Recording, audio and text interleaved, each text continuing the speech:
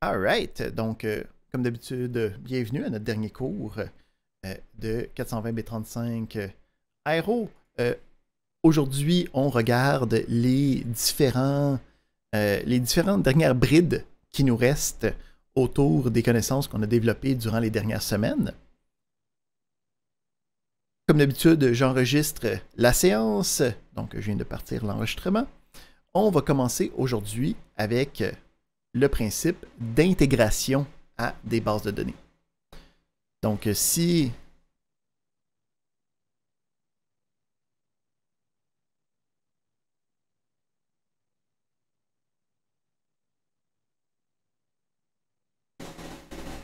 donnez-moi un instant, il y a une grosse affaire qui passe dans la rue en ce moment.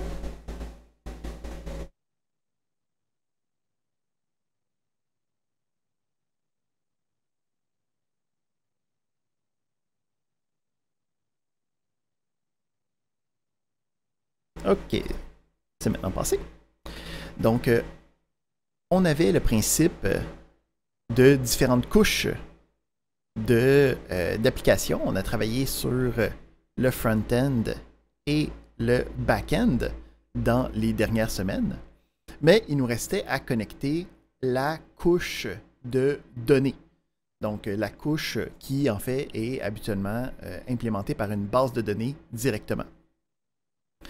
Le principe, c'est qu'il n'y a rien de trop spécial avec la connexion à des bases de données. Vous avez déjà eu des cours qui travaillaient sur ce genre d'implémentation-là. Donc, c'est juste de voir c'est quoi les différents outils, puis c'est quoi les différents comportements auxquels il faut s'attendre quand on veut se connecter à une base de données. Donc, on a le principe d'intégration dans des bases de données, particulièrement avec Express, hein, qui va être notre back-end, parce que c'est ça qu'on va vouloir connecter, la couche du back-end avec la couche de données. Donc, pour Express, tu peux aller dans la liste puis voir c'est quoi les différentes intégrations. Donc, on est sur le site d'Express, dans les guides, on a une section pour les intégrations de bases de données qui est disponible. Puis, ça te permet de sélectionner la base de données que tu vas vouloir utiliser, soit SQL, soit document, soit autre, pour travailler avec. Fait que pour chacun, tu as habituellement une espèce de voici c'est quoi le nom du module, parce que ça va être une librairie, donc habituellement il va falloir que tu installes avec Express. Puis une fois que tu l'as installé, ben, on va avoir quelques exemples de code là, qui va fournir à quoi est-ce qu'on peut s'attendre. OK, fait que habituellement, il va y avoir une importation de la librairie. Puis ensuite, il va y avoir un connection string, donc une chaîne de caractères de connexion qui a à l'intérieur le nom, le password, le port, le nom de la base de données ou d'autres informations d'authentification. Donc ça, tu vas directement mettre ça dans ton serveur Express. Puis une fois que tu as ces éléments-là, ben, tu vas pouvoir utiliser le code. Puis là, ça va dépendre de la librairie. Tu sais, ici, on peut voir que ça a géré un objet DB. Puis là, je peux aller sélectionner one qui va aller faire un select. Puis je peux voir le select ici qui est utilisé. Puis là, je peux voir que ça va chercher les données par la suite. Mais si je regarde un autre ou qu'on veut utiliser, mettons, une base de données Oracle, ben lui, à la place, va avoir un objet de configuration avec les éléments. Il va aller chercher la configuration. Puis après ça, il va pouvoir aller faire un execute d'une connexion, quelque chose de plus typique de Java ou de C#, mettons, avec les protocoles JDBC. Donc, ça va dépendre de la base de données que tu veux utiliser, puis ça va dépendre aussi de la base de données que tu veux utiliser derrière. Fait que le module puis la base de données, les deux vont comme décider qu'est-ce que tu es capable de pouvoir utiliser, puis la documentation qu'il va falloir que tu ailles lire. Mais ça va toujours être le même principe. On veut installer la librairie. On veut installer le driver de la librairie, donc le module de connexion. On va aller regarder comment est-ce que ce module de connexion-là se configure, puis comment est-ce qu'on est capable d'aller prendre une opération sur cette information-là pour aller chercher la valeur d'un select, pour aller chercher la valeur d'un insert, et ainsi de suite. Fait qu'à chaque fois, tu peux aller voir c'est quoi le module, puis dans le module, il va avoir son élément. Donc, mettons ici, on peut aller voir comment c'est quoi les connexions. Puis là, à l'intérieur, il y a un paquet d'exemples qui viennent avec. Comment est-ce qu'on fait pour faire les queries, comment est-ce qu'on gère les erreurs, comment est-ce que tout ce qui peut arriver avec la dite base de données. Donc, si tu veux te connecter directement, OK, on a des options d'intégration avec des bases de données. Par contre, la connexion directe avec une base de données, ça rajoute un niveau de gestion, un niveau de transaction qu'il faut être capable de modéliser, qu'il faut implémenter dans ces applications. Il existe des outils qui me permettent de simplifier cette traduction-là, cette transition-là.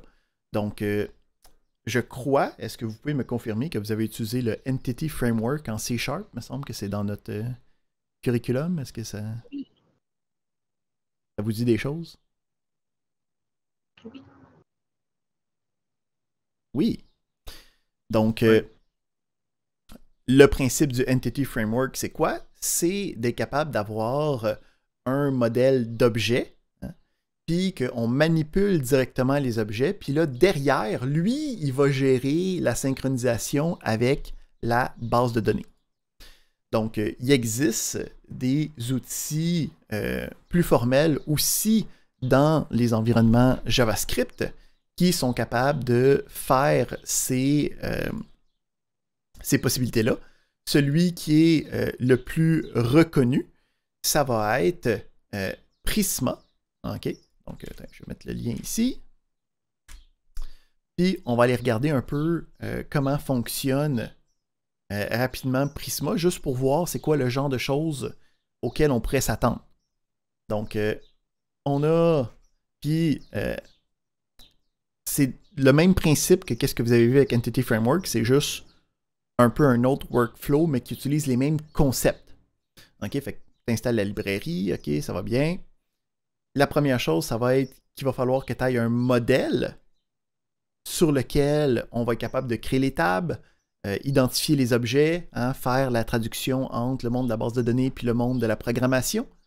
Donc, on va avoir un schéma qui va être spécifié, où c'est qu'on va avoir des modèles qui vont représenter des tables avec ensuite des différents attributs qui vont représenter les différentes colonnes, où c'est qu'on peut avoir les types qui viennent avec, puis des options de base de données. Donc, identifier la clé primaire, d'avoir des qualificatifs comme unique, de représenter des relations avec d'autres tables, d'avoir des valeurs par défaut avec de l'auto-incrémentation. Donc, des schémas très représentatifs de ce qu'on pourrait trouver habituellement dans une base de données SQL. Ici aussi, qu'est-ce qui est intéressant, c'est juste pour faire une autre petite parenthèse pendant qu'on est là. Ça dit que, bon, c'est un ORM, donc c'est un Object Relational Mapper, donc c'est comme ça que ça s'appelle les librairies qui travaillent entre les objets et les bases de données pour Node.js. On sait que c'est ça qu'on utilise. Mais on a un petit mot-clé ici qu'on voit, puis que peut-être qu'on avait vu par la bande quelques fois, TypeScript. Fait que je voulais prendre un petit moment, notre dernier cours, on ramasse toutes les brides qui nous restent. Donc, le principe du TypeScript, c'est pour essayer de limiter le Far West qui est le JavaScript. Donc, en JavaScript, tout est dynamique. Les objets n'ont pas de type, tu peux rajouter, tu peux enlever ce que tu veux. Il n'y a pas rien qui vient t'arrêter quand tu fais des choses un petit peu loufoques.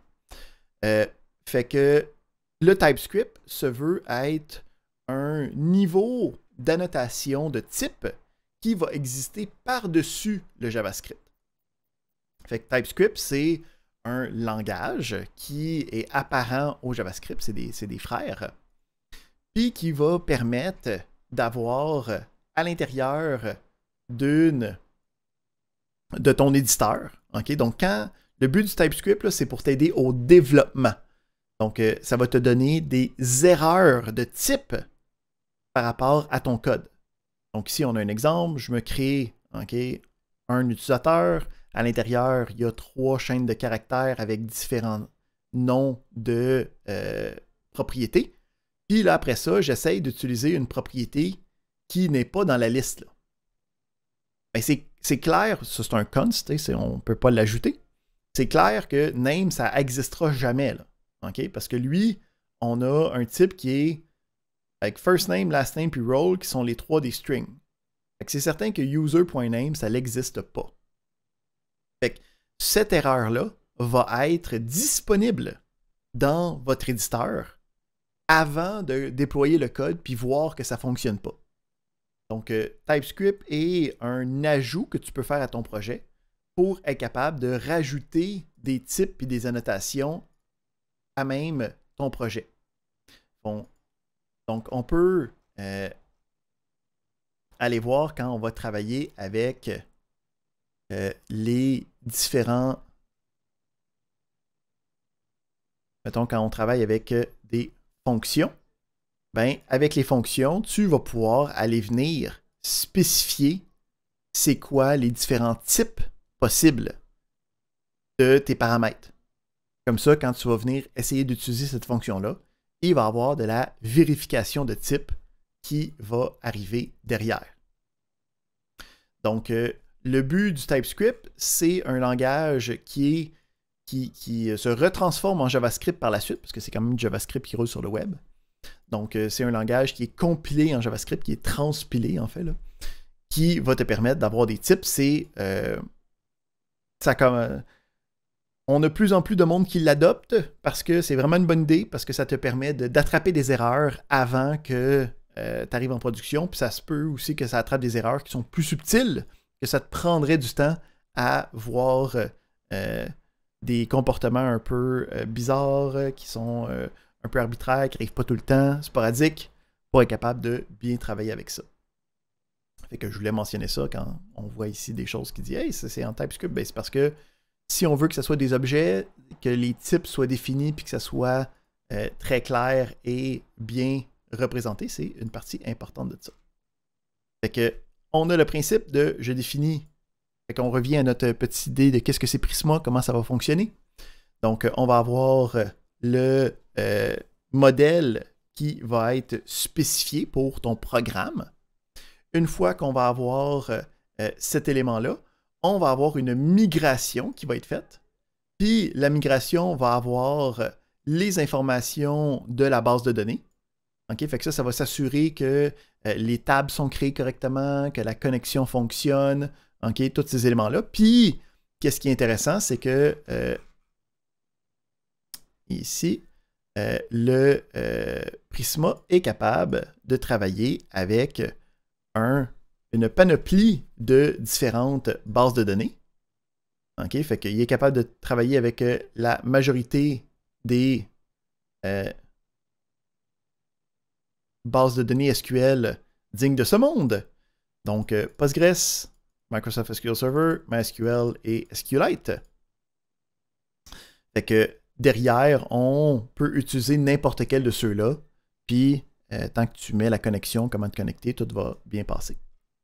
Fait que, on a le modèle, on fait une migration, ça permet de faire synchroniser la base de données avec notre modèle. Puis, une fois qu'on va avoir travaillé avec ça, ben, on va être capable d'aller utiliser notre client de Prisma, donc notre engin d'ORM, pour être capable de faire de la création de nouveaux éléments, pour être capable d'aller faire de la recherche. Puis une fois qu'on a de la recherche, on peut aller aussi faire des modifications, faire des recherches plus compliquées. Okay? Donc, tout ce qu'on aurait pu vouloir dans un ORM, c'est des choses que Prisma va être capable de travailler avec nous. Donc,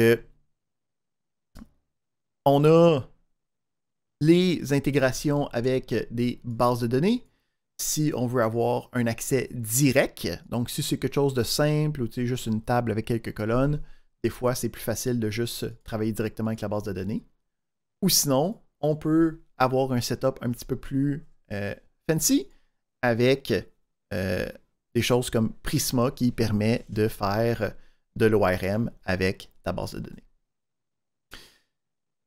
Fait que là, on a notre idée d'avoir notre application, puis là, on vient de voir comment relier la couche de logique, le back-end, à notre couche de données.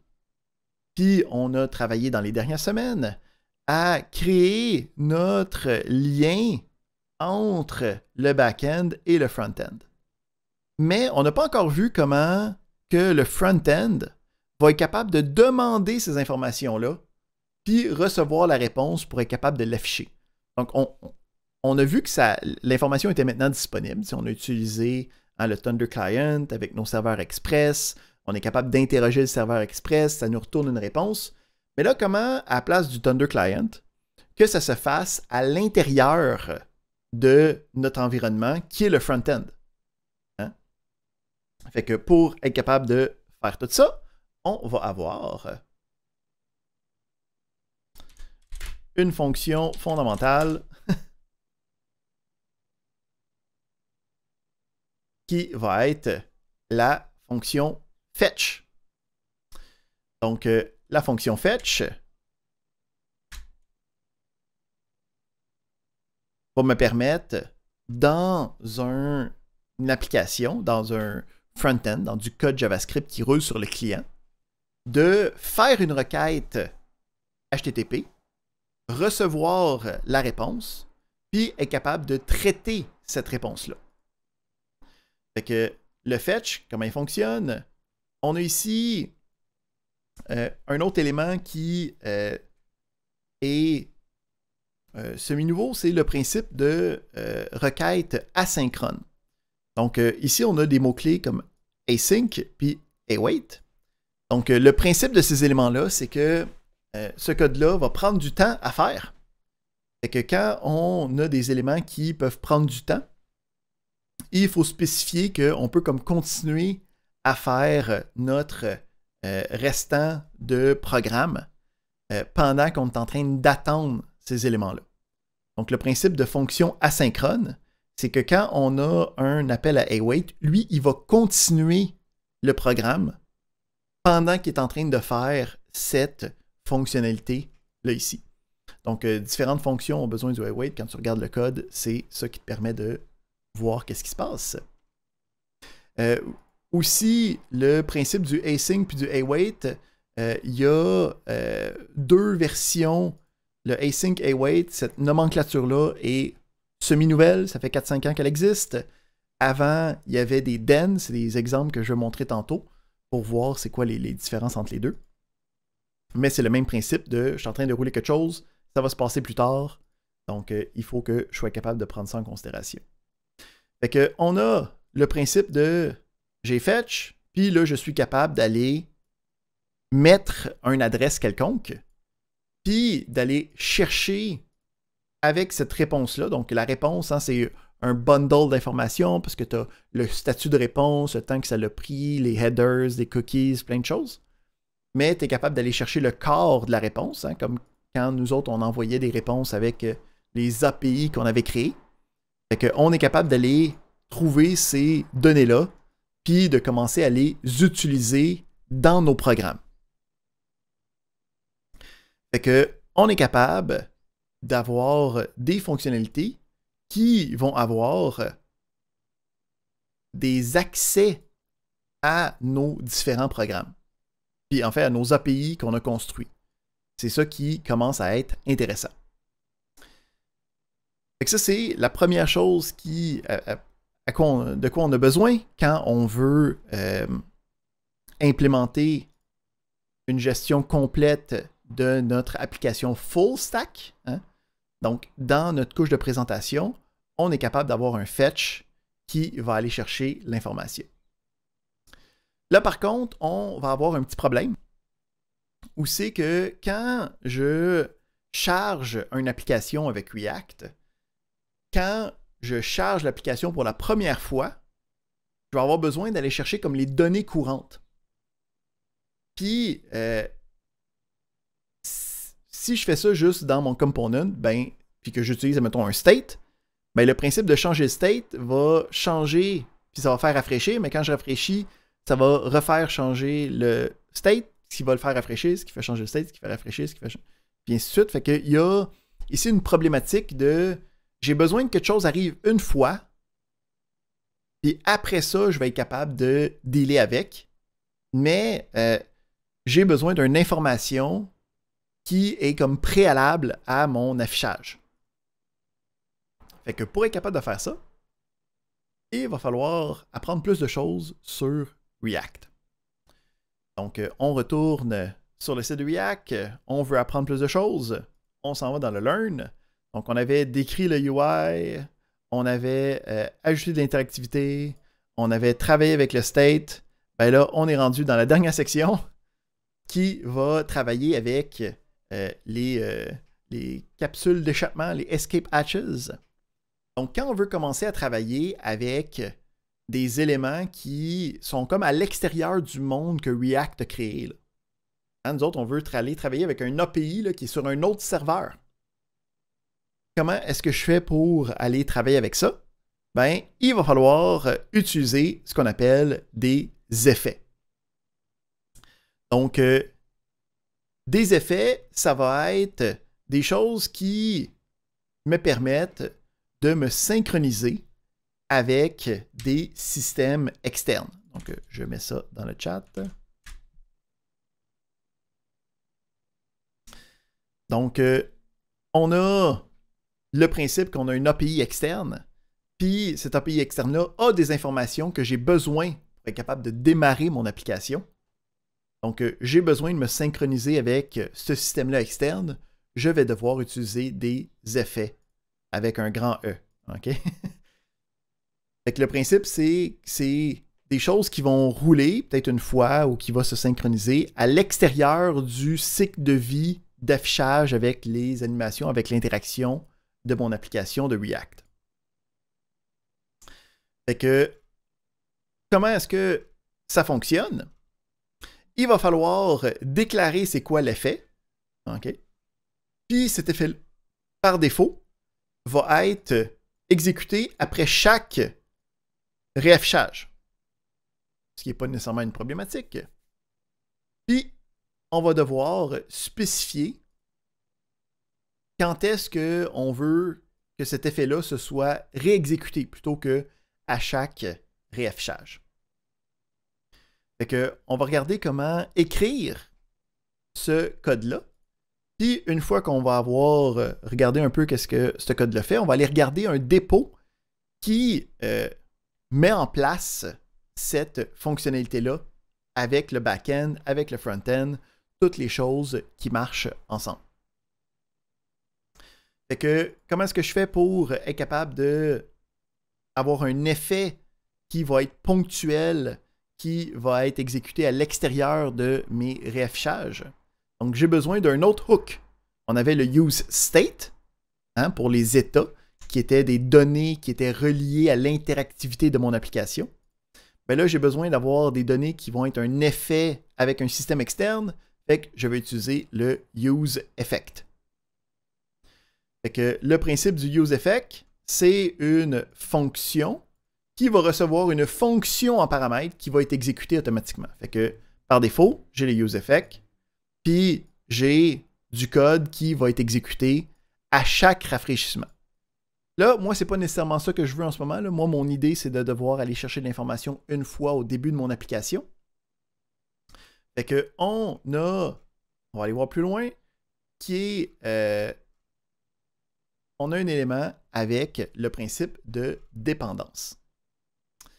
Fait que le useEffect, si on s'en va voir, attends, si on s'en va voir sa référence, a sa fonction de setup et a la possibilité d'avoir un deuxième paramètre qui sont les dépendances de l'effet.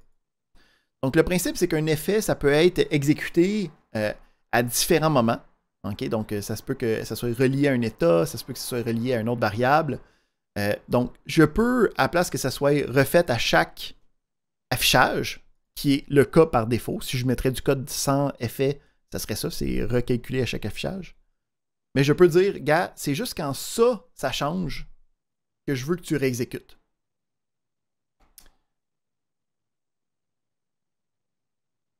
Fait que pour être capable de faire ça, on a un deuxième paramètre. Fait qu'on a la fonction, puis on a un deuxième paramètre qui va être une liste des éléments qui sont dépendants de cet effet-là. Donc, si ces éléments-là changent, je veux réexécuter le useEffect. Puis, le principe, c'est que nous, pour être capable de travailler avec notre dynamique, d'aller chercher de l'information, c'est pas mal ça qu'on a besoin. Là. On veut juste qu'il n'y ait aucune dépendance. Fait que le useEffect va être fait une fois. Puis, le principe, c'est qu'il ne sera pas réexécuté par la suite. Parce que je n'ai pas de dépendance.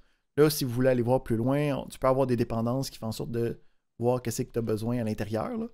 Mais c'est pas des choses que nous, on va aller trop aller. C'est pas des choses que nous, on va vouloir utiliser. Puis le principe d'effet, c'est un concept quand même assez plus avancé autrement. Donc, c'est pas des choses que je m'attends à attaquer immédiatement.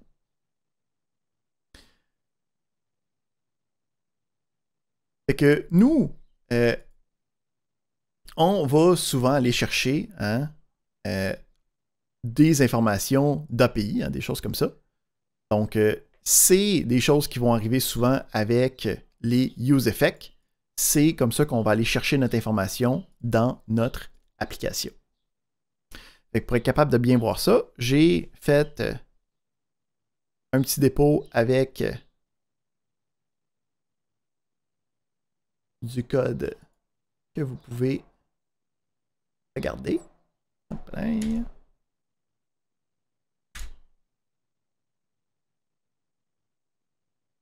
Puis on va aller le regarder ensemble, voir comment ça fonctionne.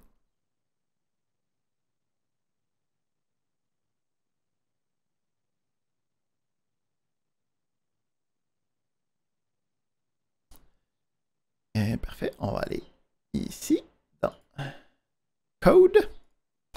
Fait que j'ai ici le dépôt que je vous ai linké. Ce dépôt-là va avoir une application full stack.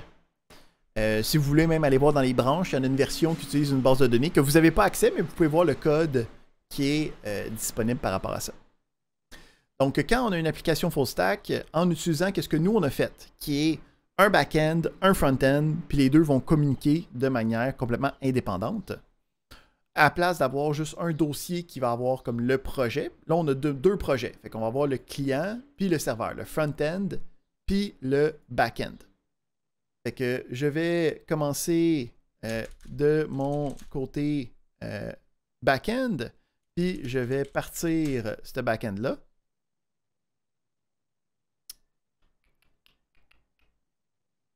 Ici, oui, c'est bien. C'est correct. Parfait.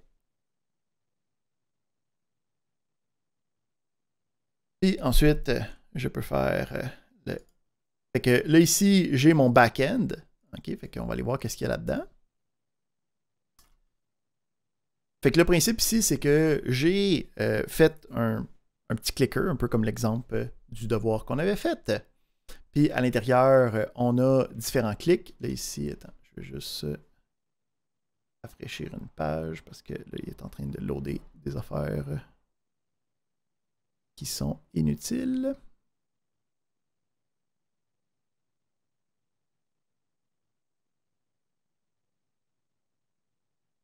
Hop.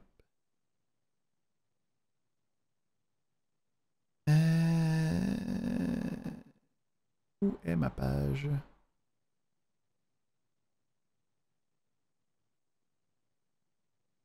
Ici.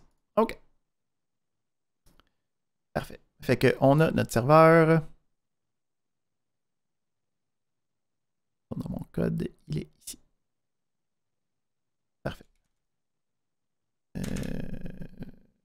Non. OK. Fait que le principe, c'est qu'on a un...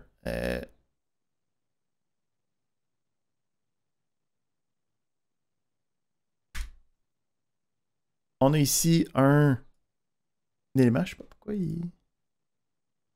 Qu'est-ce qui roule qui fait ça?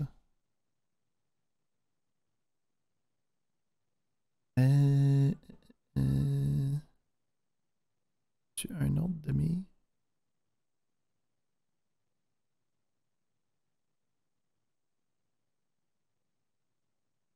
Sûrement une de mes pages qui fait ça. Ah, ici. Celle-là, ici. OK. On est bon? OK. Pardon. J'avais des petites pages qui restaient. Donc, je me suis fait un petit API de clics. Hein, donc, on a un nombre de clics, puis on peut aller le chercher. Puis sinon, on peut faire un post. OK? Puis quand on fait un post, on reçoit un nombre de clics. Quand on reçoit le get, on reçoit le nombre de clics. Ici, pour bien voir comment construire, j'ai envoyé du JSON des deux bords. Donc, j'envoie ici un objet qui a une clé clics et une valeur avec le nombre de clics à l'intérieur, juste pour bien montrer une structure de données possiblement plus complexe. Fait qu'on a une API, il y a un get, il y a un post, OK? Ça roule sur le port 3000, on est content, on est prêt à vouloir l'utiliser dans une application. Fait que j'ai mon serveur qui roule, il faut que j'aille de l'autre côté, hein, dans notre client.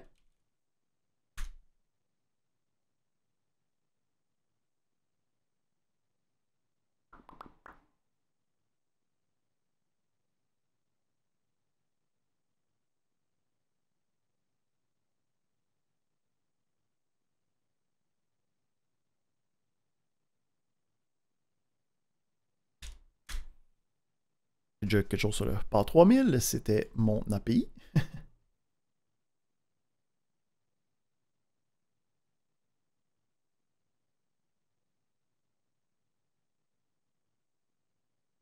Et là, ici, si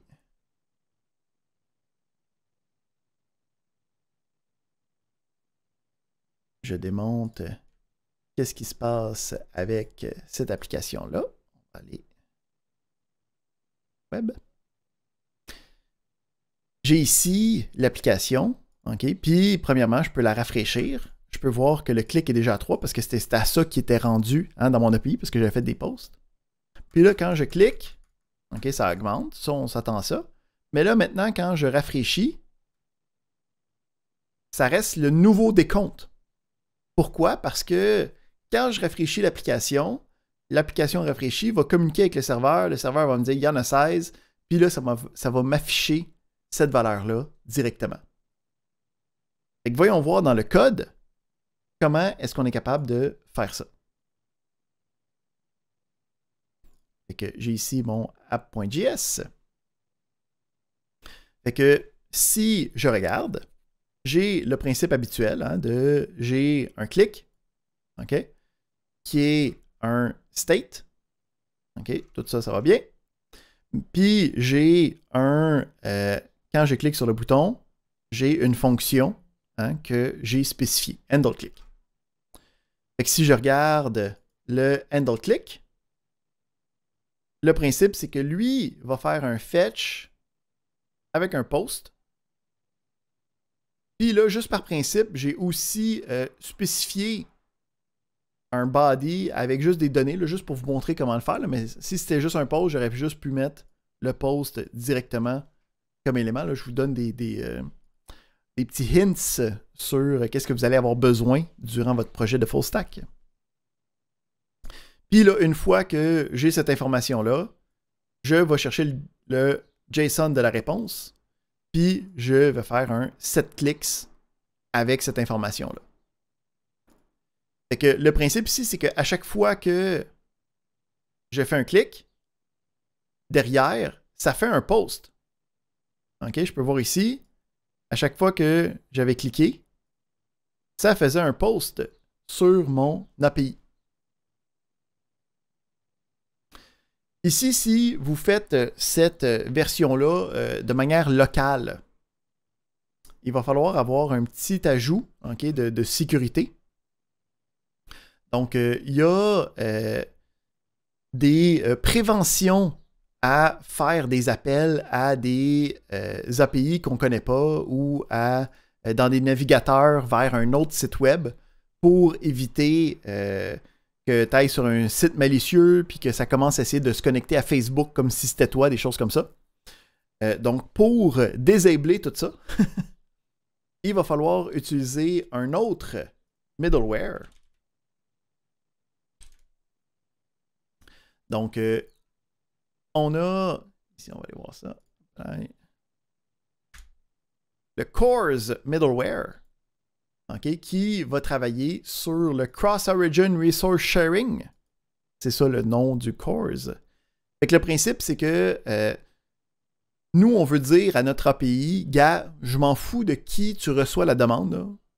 Ça va être correct, tu peux y répondre. Fait que quand on l'installe, on a juste à installer le middleware, comme on a fait, admettons, pour le JSON Body Parser, pour Morgan, notre gestionnaire de logs. On l'importe dans notre application, puis on l'utilise comme middleware. Donc, une fois qu'on a fait ça, ça permet à n'importe qui d'utiliser notre API. Ce n'est pas la meilleure pratique de sécurité, mais pour l'instant, c'est la manière la plus facile de régler tous nos problèmes possibles. Fait que, on peut voir ici qu'on a effectivement CORS qui est là avec l'utilisation de ce middleware-là. Fait qu'on a notre première version qui gère la pesée du bouton. Et quand je pèse sur le bouton, j'ai le pause qui se fait. Mais ça, ce n'est pas le rafraîchissement de l'application. Hein, parce que j'ai un deuxième élément qui est intéressant. Dans mon application, quand je rafraîchis l'application, ça garde la même valeur. Tandis que nous, quand on rafraîchissait nos applications en React, hein, ça perdait tout le state, ça perdait toutes les informations. Et comment est-ce qu'on fait pour faire ça avec React? Ben, c'est là qu'on va utiliser le useEffect. Donc, le useEffect va être une fonction qui va avoir des dépendances vides. Donc, ça va se faire une fois au début de mon application. Là, ici, juste pour que vous le sachiez, là, mais quand on est en développement, okay, par des mesures de sécurité, il va le faire 2 fois, en fait, au premier load, là, plutôt qu'une fois. Il y a des raisons techniques de détection d'erreurs qui sont là. Fait que si vous voyez 2 get, c'est pas une problématique en tant que telle. Il y a des manières de bypasser ça si ça devient vraiment problématique. Vous pouvez le voir, en fait, dans la gestion. On retourne voir ici, hein, dans le useEffect. Si on regarde ici, ça nous dit que des useEffects, c'est vraiment pour aller travailler avec des API externes, pour sortir du code de React. Là, ça dit, hey, en passant, si tu as besoin de ça, peut-être que tu n'en as pas vraiment besoin, mais on a des exemples de comment le faire juste une fois. Okay, donc, ça le dit même, hey, ça va rouler 2 fois en développement, là. Okay, peut-être que tu veux essayer de retourner différentes versions de ça. Donc, pour fetcher du data, on a comme des variables intermédiaires pour comme que ça se fasse juste une fois, si c'est vraiment nécessaire.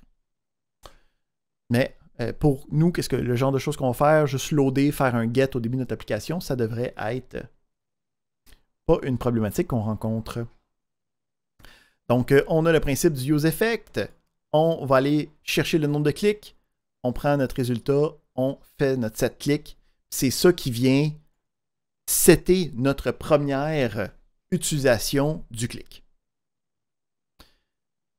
Fait qu'avec ça, on est maintenant capable de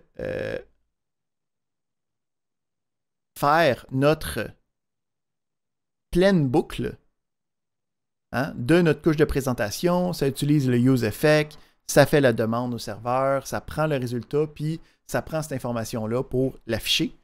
Puis on vient de voir que le serveur, lui, peut avoir des librairies de gestion de connexion à des bases de données pour être capable d'aller chercher l'information de manière persistante. Fait que là, on est à jour sur toutes les technologies de React de 2014. Il existe depuis des versions qui essayent d'intégrer plus de choses ensemble, okay, d'un seul coup. Donc, même que ce que je vais vous montrer, je vais dire que dans la dernière semaine, ils sortent des choses qui vont venir remplacer un peu dans les prochaines années, là, dans les 3-4 prochaines années, qu'est-ce qu'on va avoir. Mais je veux vous parler de frameworks qui vont être capables de faire le front-end puis le back-end en même temps. Là, on a vu comme la mécanique derrière là, pour bien comprendre c'était quoi qui se passait. Mais c'est comme, il faut comme dédoubler le travail, avoir 2 projets séparés qui se connectent, des choses comme ça. Donc, il y a eu du développement qui se voulait nous permettre à consolider ces 2 projets-là en un seul projet. Donc, le plus prominent, c'est Next.js, qui se veut être un framework pour des applications full stack. Donc, pas juste le front-end, pas juste le back-end, ça fait les 2 en même temps. Donc, le principe, c'est que tu vas créer des pages en React, mais tu vas aussi pouvoir créer des API, tu vas aussi pouvoir créer des parties de code qui vont juste rouler sur le serveur pour ta logique. Donc, on a le principe de aussi routage automatique. Okay? Donc, il y a plein d'éléments qui sont vraiment intéressants avec Next. En fait, j'ai refait le même petit projet de Clicker avec Next. On va aller le regarder ensemble pour voir c'est quoi les différences entre les deux. Donc, je vais fermer ces serveurs-là pour l'instant. Puis, je vais changer ma fenêtre de VS Code pour mon autre fenêtre de VS Code. Ouais.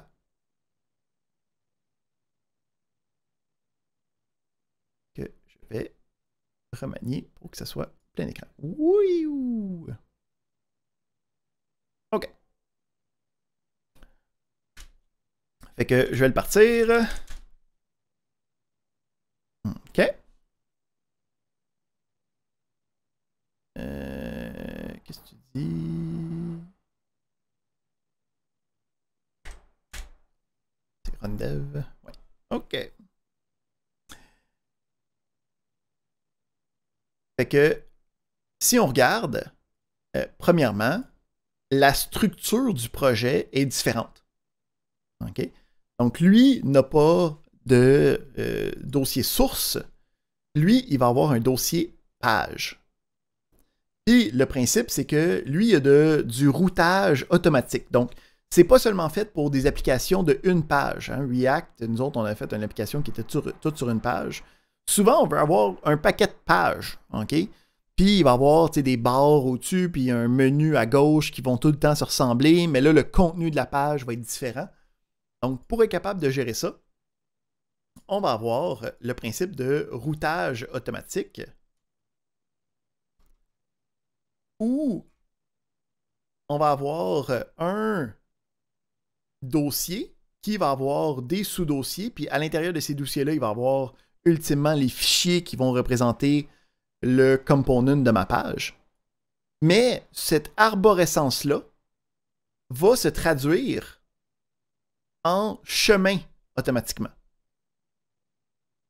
OK? Donc, on va avoir le principe de j'ai des pages, puis dans la page, je vais avoir la route qui est intégrée dans le nom du fichier, à la place de devoir définir ça de manière automatique.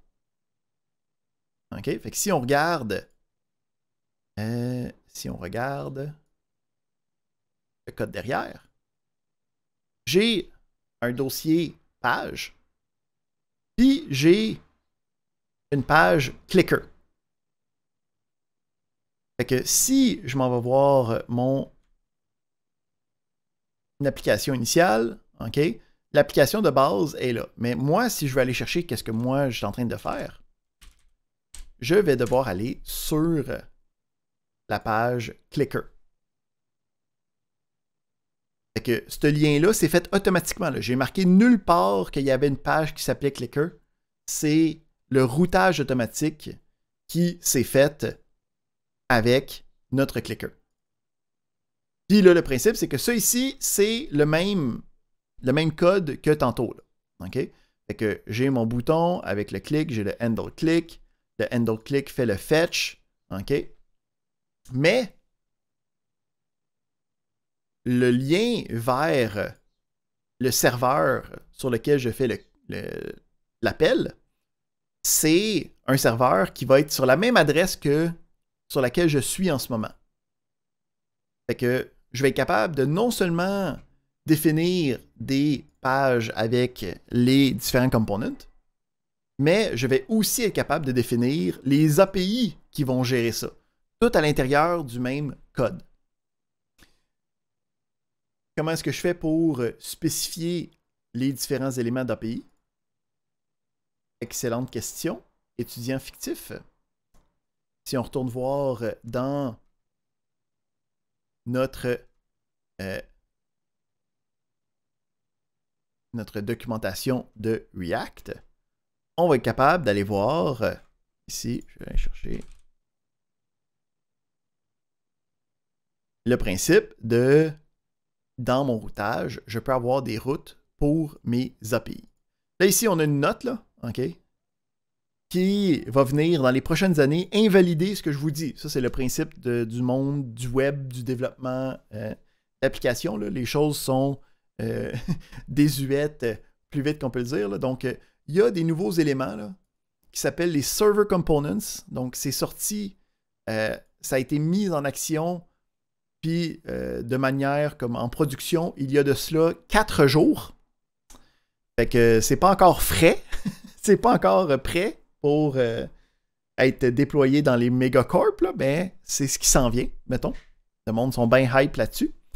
Qui va venir simplifier le code que je vais vous montrer maintenant, mais on est encore avec ce qu'on est en train de faire. Fait que le principe, c'est que dans les pages, on est capable d'avoir un sous-dossier API. Puis, ce sous-dossier d'API-là va créer automatiquement un API. Puis, comment est-ce que ça fonctionne? Bien, l'API, ce que je vais avoir à l'intérieur, ça va être juste une fonction qui va être la fonction de gestion. Comment est-ce qu'elle fonctionne, la fonction de gestion? Il y a un rec, il y a un res, OK? C'est les mêmes choses auxquelles on est habitué, là. OK? C'est le même principe.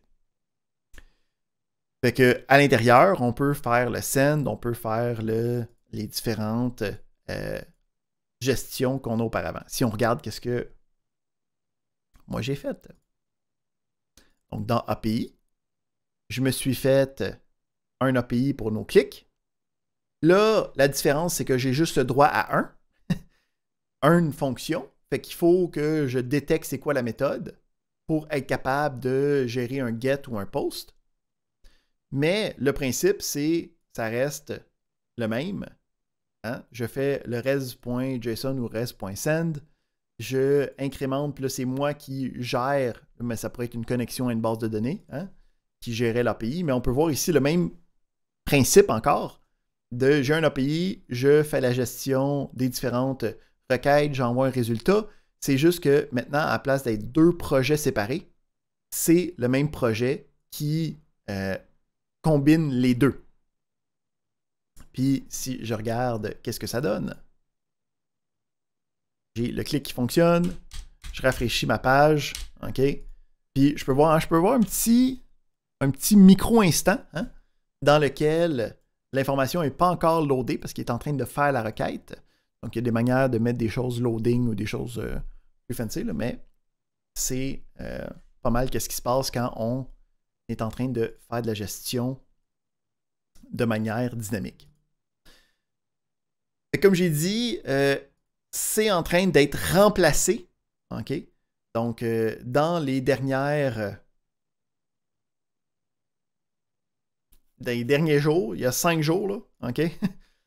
On a les dernières versions de Next.js qui avaient le nouveau App Router avec des éléments qui nous permettent de simplifier un peu le data fetching, puis d'être capable de mieux gérer toute cette gestion-là. Donc, il y a des choses qui se passent pour mettre à jour. Il faut toujours rester à jour dans ce monde-là. Il n'y a pas de méthode facile sur laquelle on peut rester sur nos lauriers. Il existe aussi des compétiteurs à ce développement-là. Donc, des choses comme Remix, ok, il y en a différents qui vont... Puis ça, c'est juste ceux qui sont quand même reliés à React. Ok? Donc, juste dans le monde de React, il y a plein d'éléments pour être capable d'avoir des front-end full stack. On a Blitz.js qui se veut être le même principe, ok, pour être encore plus loin que Next.js. Donc, il y a plein d'outils qui essayent de se simplifier la vie. Mais pour être capable d'utiliser ces outils-là, il fallait avoir le background de pourquoi, qu'est-ce qu'on veut simplifier, qu'est-ce que ça implique de les simplifier, où c'est que ça marche, où c'est que ça ne marche pas, des éléments plus complexes que ça. Et ça fait le tour de qu'est-ce que je voulais jaser avec vous. Ce qui nous reste, ça va être de jaser de notre projet. Donc, pour les prochaines 2 semaines, okay, en partant aujourd'hui puis en finissant vendredi prochain, le 19 mai, c'est bien ça que j'ai dit là? Ouais. On va vouloir créer le classique application full stack qui va être une application de gestion de to-do, une gestion de notes, de choses à faire. Donc, j'ai le lien que je vais mettre dans les différents chats dans une seconde.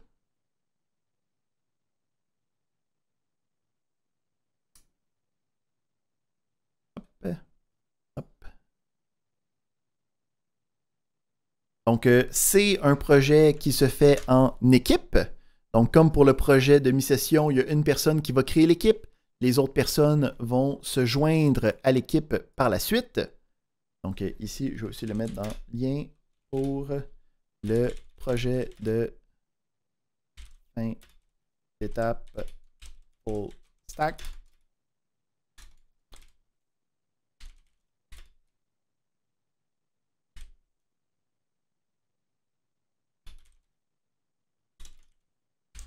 OK. Donc, on va aller regarder ça ensemble. Qu'est-ce qu'il faut faire pour ce projet-là? Donc, le principe, c'est d'être capable d'avoir une application qui gère des to-do, hein, des choses à faire, une liste à cocher. J'ai besoin de faire mon épicerie, j'ai besoin de faire mon projet, j'ai besoin de faire mes notes de cours, j'ai besoin d'envoyer mes CV, j'ai besoin de trouver un stage. Okay? Donc, une application de choses à faire, une application de to-do en anglais. Et le principe, c'est qu'on veut avoir l'application qui va faire le front-end, puis on va vouloir avoir un back-end. Fait qu'on veut un API hein, qui va être capable d'avoir une persistance. Si je rafraîchis l'application, je veux que ça marche pareil. Puis là, ici, il va falloir faire un API avec des endpoints, avec les posts, avec des get, les choses qu'on a vues dans le cours. Donc, je vais être capable d'avoir un API, puis une application front-end qui va être capable d'ajouter des éléments dans la liste, de supprimer des éléments dans la liste, puis d'avoir de la permanence des informations dans le navigateur. Si j'ouvre puis je ferme la page, ça va être la même liste qui va apparaître. Fait que, on va avoir le principe de, encore une fois, de différents paliers possibles. Donc, de base, hein, l'ajout de suppression de to-do, la permanence. Puis, ici, si vous voulez aller plus loin, puis le principe ici, c'est que plus vous allez loin, plus vous allez être capable de démontrer ça quand vous allez être en entrevue, plus vous allez être capable de démontrer ça quand vous allez être en entreprise. C'est des choses que vous allez faire si vous allez dans le développement web. Donc, si c'est quelque chose qui vous intéresse, on s'en va dans tous les paliers. Donc, utiliser une plateforme full stack, donc à la place d'avoir 2 déploiements d'applications séparés, d'avoir Next.js, Blitz.js, quelque chose qui est capable de gérer ça d'un seul coup, de se créer une base de données qui est capable de gérer cette information-là. Donc, d'utiliser, puis là, vous pouvez, si vous voulez être encore plus loin, vous pouvez même utiliser l'ORM comme Prisma pour être certain d'avoir un to-do avec toutes les informations. Puis le dernier, un que j'ai aucunement parlé, fait que là, ça serait à vous complètement d'aller voir la documentation. Je vous donne juste les noms des services. Donc, d'avoir un déploiement en ligne. Donc, à la place que ce soit un développement local, que cette application-là soit poussée sur quelque part dans le web, puis qu'on est capable d'aller l'utiliser de manière complètement indépendante. Donc, il existe différentes plateformes. La majorité ont des services gratuits qui permettent de déployer cet élément-là en ligne de votre côté. Fait que pour les prochaines périodes, et incluant le restant de la période d'aujourd'hui, on va avoir le temps pour travailler là-dessus. Donc, juste un petit rappel des autres dates qui s'en viennent pour nous. Nous autres, le 17, donc mercredi prochain, on va avoir une évaluation individuelle. Donc, il faut être là. Je vais présenter. Ça va être de faire 2 micro-applications, une de React, une de Express, à l'intérieur de la période de cours. Donc, ça va être l'évaluation individuelle finale. Puis, le 19, on va avoir la présentation en équipe. Ça va être exactement comme qu'est-ce qu'on a fait pour le projet de React tout seul. Je vais rencontrer chacune des personnes en équipe. On regarde le code ensemble. On regarde qu'est-ce que ça a donné pour avoir un dernier send-off ensemble. Sinon, durant les périodes de cours et à l'extérieur aussi des périodes de cours, là, je suis disponible si vous avez des problèmes, si vous ne savez pas trop comment vous y prendre pour être capable d'attaquer ces projets-là. Je suis là pour vous guider, vous mentorer dans le besoin.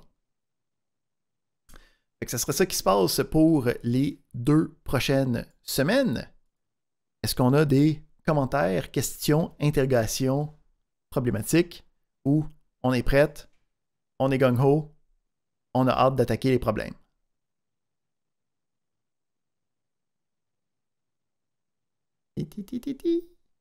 Oh yeah, on a hâte d'attaquer les problèmes.